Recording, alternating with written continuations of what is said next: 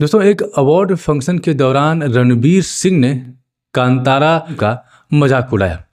उन्होंने कांतारा मूवी में जो देव हैं उनको फीमेल घोस्ट कह के कुछ अजीब तरह की हरकतें की और कुछ अजीब तरह का चेहरा बनाया, जिससे वो सोशल मीडिया में बुरी तरह से ट्रोल हो गए।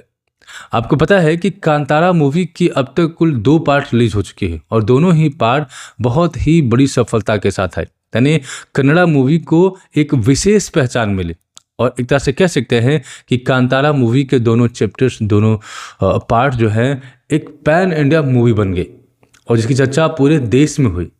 लेकिन बॉलीवुड के द्वारा या बॉलीवुड के किसी एक्टर्स के द्वारा ये कोई पहली हरकत नहीं है।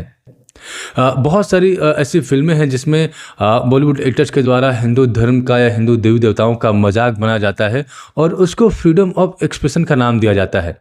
और इसी तरह से जो बॉलीवुड के जो सेलिब्रिटीज़ हैं उनके दिमाग में ये चीज़ें बैठ गई हैं कि हिंदू देवी देवताओं का मजाक बनाया जा सकता है। वरना पूरी फिल्म में आप ये बात देख सकते हैं कि किस तरह से कांतारा में उस पर्टिकुलर सीन को देव कह के संबोधित किया जाता है और बाद में इसको बताया भी गया कि जो कांतारा में फीमेल घोस्ट की बात रणवीर सिंह करके उसका मजाक उड़ा रहे हैं, उसको मिमिक कर रहे हैं, वो असल में कोई फीमेल घोस्ट नहीं बल्कि उस पर्टिकुलर क्षेत्र में एक देवी का प्रतीक है जिसको वहाँ पर देवी मानकर पूजा जाता है और उनकी ऐसी धारणा है कि वो देवी उनकी रक्षा भी करती है। यानी जो साउथ इंडियन मूवी इंडस्ट्री है वो लगातार हिंदू धर्म से जुड़े संस्कृति को या प्रतीक चिन्हों को सम्मान देती है और उसके प्रति बहुत ही ज़्यादा सजग और सतर्क रहती है।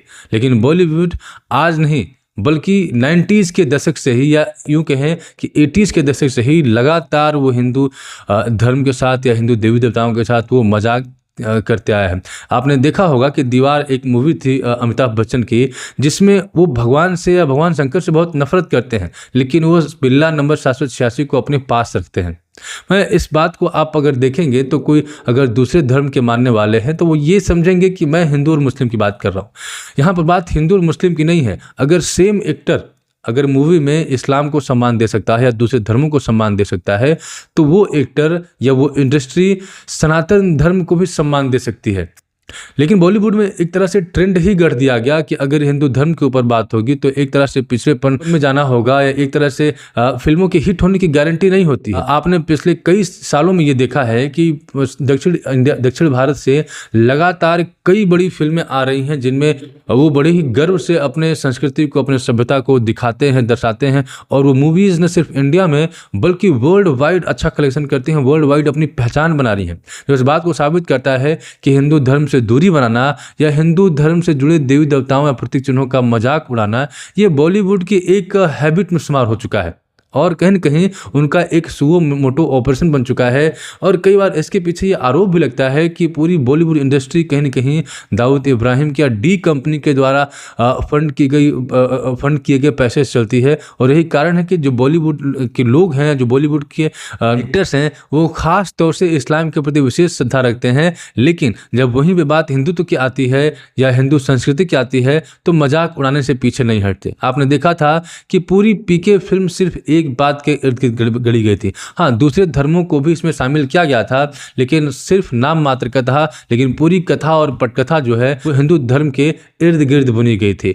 उसी के साथ अभी एक और उसी दौरान एक और फिल्म आई थी लक्ष्मी बॉम्ब, जिसको लेके बहुत बवाल हुआ था, जिसमें मुख्य भूमिका में अक्षय कुमार थे। उस पिक्चर की शुरुआत में एक दृश्य था जिसमें अक्षय कुमार का कैरेक्टर एक मुस्लिम होता है जो इस बात को दिखाता है कि कैसे एक ढोंगी बाबा भूत झाड़ने के नाम पर लोगों को ठग रहे हैं और लोगों को बेवकूफ़ बना रहे हैं और वो तुरंत ढोंगी बाबा को उजागर कर देता है। लेकिन सेम पिक्चर में, सेम मूवी में वही अक्षय कुमार का कैरेक्टर जब मज़ार पर जाता है, जब किसी मस्जिद में जाता है तो उसके अंदर का जो भूत है वो मौलवी से या उस मस्जिद से डरने लगता है या रिएक्ट करने लगता है।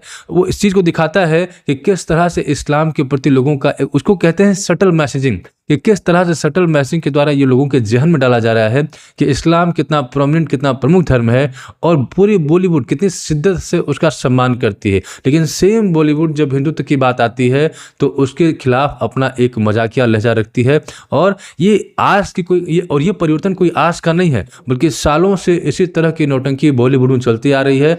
आज बॉलीवुड को नाकों चने चबाना पड़ रहा है अपनी फिल्म को चलाने के लिए। और कारण सिर्फ एक है कि जो वो फिल्में बनाते हैं, जो वो कथा बनाते हैं, उसको आप देखेंगे तो ऐसा लगेगा कि किसी भी कड़ी को या किसी भी एक घटना को आप भारतीय समाज से नहीं जोड़ सकते।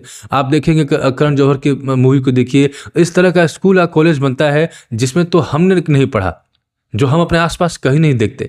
इसमें आप देखेंगे तो अजीब तरह के रिलेशनशिप दिखाए जाते हैं। और अब तो एक ट्रेंड चल पड़ा कि अगर पिक्चर को हिट कराना है तो उसमें गाली गलौज होना चाहिए, उसमें एक आइटम डांस होना चाहिए, उसमें हीरोइन को एक बिकिनी ड्रेस में उनको वहाँ पे डांस करना पड़ेगा। इस तरह की चीज़ें बॉलीवुड में शामिल कर दी गई और एक तरह से एक पैरामीटर बना दिया गया कि अगर मूवी हिट होनी है तो हिंदू देवी देवताओं का मजाक उड़ाना पड़ेगा, अभद्रता और फुहड़ता फैलानी पड़ेगी और इस तरह के आड़े टेढ़े संबंधों को दिखाया जाएगा जो भारतीय समाज में नहीं है, लेकिन भारतीय समाज पर उसका बुरा प्रभाव जरूर पड़े। लेकिन यही बॉलीवुड इंडस्ट्री आज साउथ इंडियन इंडस्ट्री से सबक ले सकती है कि किस तरह से अपनी संस्कृति का, अपने प्रतीक चिन्हों का, अपने धर्मों का सम्मान करते हुए भी फिल्में पैन इंडिया ही नहीं वर्ल्ड वाइड भी हिट कराई जा सकती हैं। और खास तौर से रणवीर सिंह ने जिस तरह से कांतारा का मजाक उड़ाया है और देव का मजाक उड़ाया है, ये इस बात को दिखाता है कि बॉलीवुड हिंदू प्रतीक चिन्हों को लेकर जरा भी संजीदा नहीं रहता है। और यही कारण है कि आज बॉलीवुड अपने दुर्गति को प्राप्त हो रहा है। दोस्तों, आपका इस बारे में क्या कहना है? कमेंट बॉक्स के माध्यम से आप अपनी राय हमारे साथ साझा